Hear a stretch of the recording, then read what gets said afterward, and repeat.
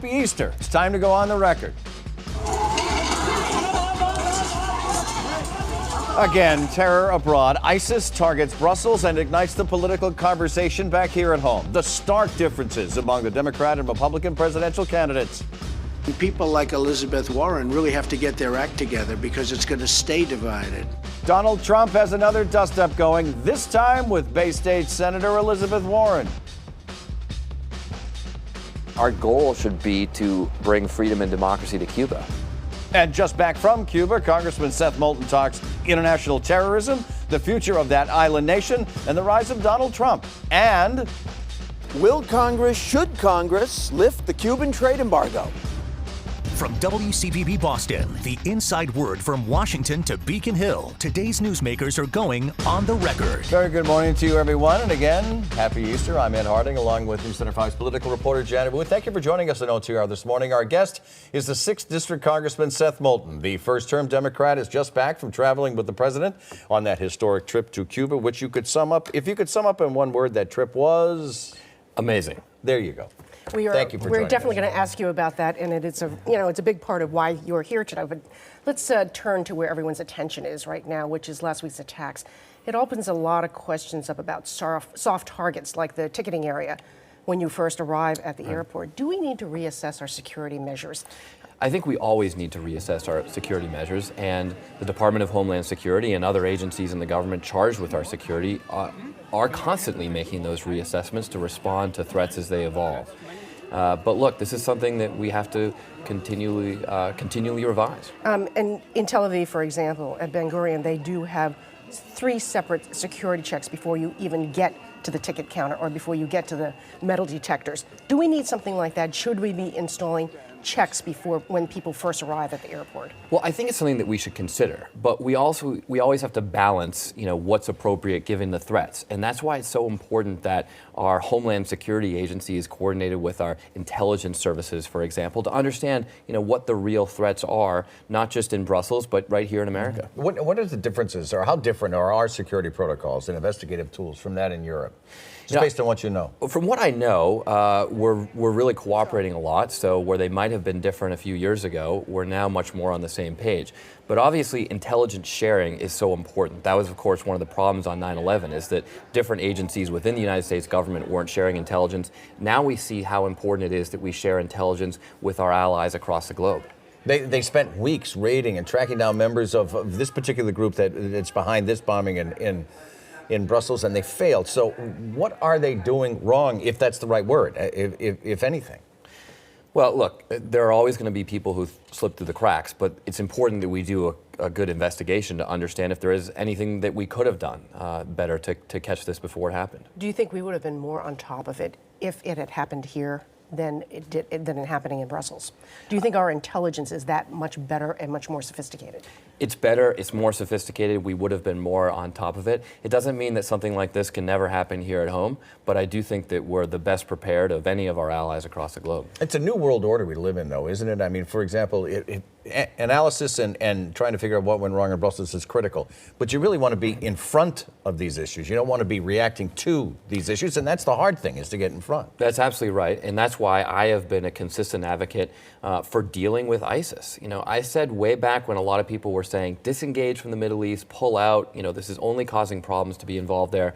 I said, look, we've got to face the fact that ISIS is a national security threat to the United States. They've brutally killed Americans abroad. They've made clear their intention to kill Americans here at home, and obviously they're killing other civilians abroad as well. One of your colleagues, Congressman Michael Capuano, said we have to reassess how many personal freedoms we are willing to give up in order to deal with this. Do you agree with him, and what kind of freedoms are we talking about here? Well, there's always a balance between freedom and security, but I think what's most important is that we don't forget our fundamental values as Americans. And if we give up all our freedoms, then the terrorists win. Well, let's not all. Are you willing to give up some, or do you think Americans need to give up some? Well, I think that we always have to just evaluate this balance, right? And there are some measures of surveillance, for example. When you have security cameras in airports and whatnot, there are some people who are opposed to them because they don't want security cameras anywhere. Right. That's a balance that I think goes in favor of having some surveillance. We ought to have security cameras in places like airports and train stations to make sure these things don't happen. And I know as a traveler that that I'm going to give up a little of my personal privacy when I walk into an airport and my face is on some security But those camera. cameras are sort of like that ship has sailed. I mean, how about the question about profiling? You know, observers catching people, and just because of the way they look or perhaps some odd behavior, stopping them to quiz them. Is that appropriate in this day and age? Well, it's appropriate to profile based on real threats. So in other words, you can profile based on whether people are walking in very nervous, because we know that if someone walks into an airport very nervous, that's a bad sign. You know, maybe the person's just afraid of flying, but it could be that that person has a bomb. So that's fair profiling. What we cannot do is racially profile. That's been proven not to work. Not to get too deep into it, but for example, 2 of the suicide bombers were wearing one glove, which, you know, was not necessarily a signal to anybody before this week. But if you saw, if, for example, if trained observers saw these 2 men walking in with one glove, they are of Mideastern descent, do they have the right to go up and question them and talk to them? Those are the types of fine lines that I think people are talking about. I think they should. And when I show up at, you know, South Station or Logan Airport and I see the state police there or the Amtrak police or whoever it is, and they're being vigilant, they're asking questions, maybe they're there with a dog, I mean, that's a good thing. You know, I wish we lived in a world where we didn't have to have that to happen, but I think it's good to have that security. But to Janet's point, if you showed up wearing one glove, you might not be stopped.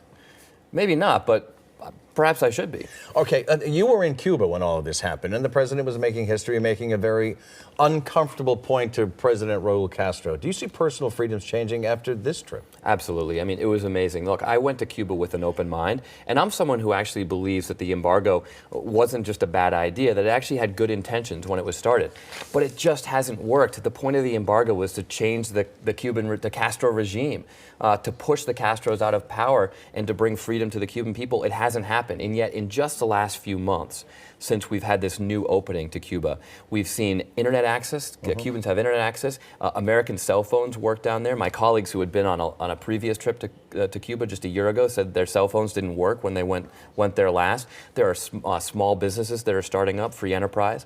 The Cubans were so excited to have us there as Americans and to have this sense that things could really change in their lives. So whether you're the staunchest anti-communist or you're a socialist sympathizer on the far left, it just doesn't make sense to continue the embargo. So what's going to happen to the embargo? What do you think? Do you think that Congress, what do you predict that Congress will do with the embargo? Well, one of the most important parts of this trip was that it was bipartisan. It was House and Senate, Democrats and Republicans. And what my Republican friends on the trip said is it's increasingly clear that there's just no leg to stand on with this embargo. It's not doing what it's intended to do. But they also said the Republican leadership won't give President Obama a win in a presidential election So the votes aren't there right now. So I think that probably in principle the votes are there, but will they even call a vote? I don't think until after the election. Yeah, so a year from now, it might be a far more attractive thing to debate than That's right, and now. I think the more people who go down there, including the critics, who go down there and just see what the potential of an opening will do for the Cuban people who are oppressed, you know, who are living under this brutal communist regime, I think they'll agree that we got to lift the embargo. All right, you ready for the OTR pop quiz? Sure. That was kind of sure. I'm always ready for that, but hey, It's I been know it's widely, coming. question 1. It's been widely discussed that until President Obama visited Cuba, Calvin Coolidge was the last sitting American president to visit back in 1928. Coolidge was also a governor of Massachusetts and mayor of what city in the Commonwealth? I do not know. I do not Northampton. know. Northampton, all right. Question 2. Which former U.S. president was in Cuba just 5 years ago? Former U.S. president. I don't know, but given his diplomatic record, I would guess Jimmy Carter. And you hit it right on the head. Brilliant guess. We continue with Seth Moulton. Stay with us.